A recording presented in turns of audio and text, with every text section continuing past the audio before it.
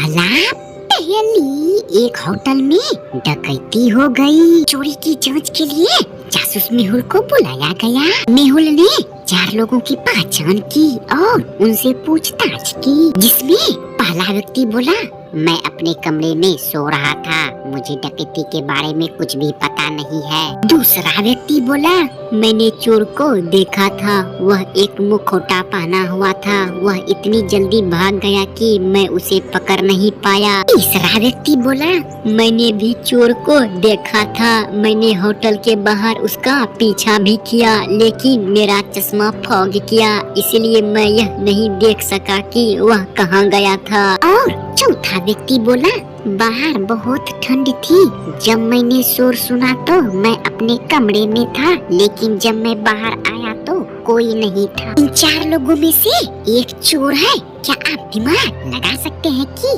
वह कौन है? पहला, दूसरा, तीसरा या फिर चौथा? गुरुजी, चौथे नंबर का आदमी चोर होगा। अरे नहीं रे नमुआ, चौथे नंबर का आदमी नहीं, दूसरे नंबर का आदमी चोर है, क्योंकि जब हम एक ठंडी जगह से गर्म जगह पर जाते हैं तो चश्मा फॉग हो जाता है, लेकिन होटल तो एक ठंडी जगह पर ही था, इसलिए चश्मा फॉग नहीं होगा। तीसरा आदमी झूठ बोल रहा है।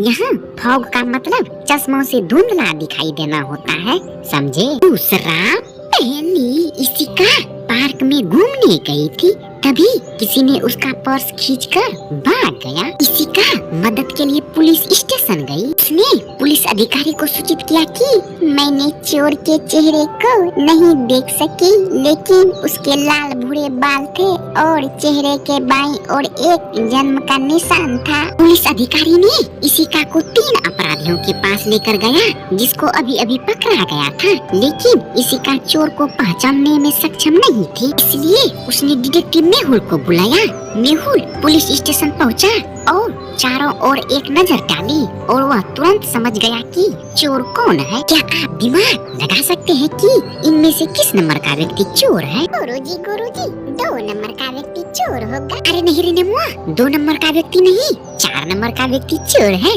क्योंकि पुलिस अधिकारी के लाल भूरे बाल भी है और चेहरे के बाईं ओर एक जन्म का निशान भी है, समझे? तीसरा, पहली गैरी एक सप्ताह के लिए कहीं घूमने गया था। जब वह घर लौटा तो उसने देखा कि किसी ने उसका सारा पैसा चुरा लिया है। उन्होंने चोर का पता लगाने के लिए जासूस मेहुल को बुलाया। मेहुल ने गैरी के 3 पड़ोसियों पर संदेह किया। उसके बाद मेहुल ने तीनों पड़ोसियों के दरवाजे को खटखटाया, जिसमें सोफी बोली, मैं कल रात घर पर नहीं थी, मैं आज सुबह वापस आई हूँ, मुझे कुछ भी पता नहीं है। डेमन बोला, मुझे गंभीर खांसी और सर्दी है, मेरी नाक और कान घुट गए हैं, इसलिए मैंने कुछ भी नहीं सुना। और रीचा बोली, मैंने कुछ ड्रिंक ली थी, इसलिए मैं जल्दी सो गई थी, मुझे कुछ भी पता नहीं है। इन तीनों में से एक झूठ बोल रहा है। क्या आप दिमाग लगा सकते हैं कि वह कौन है?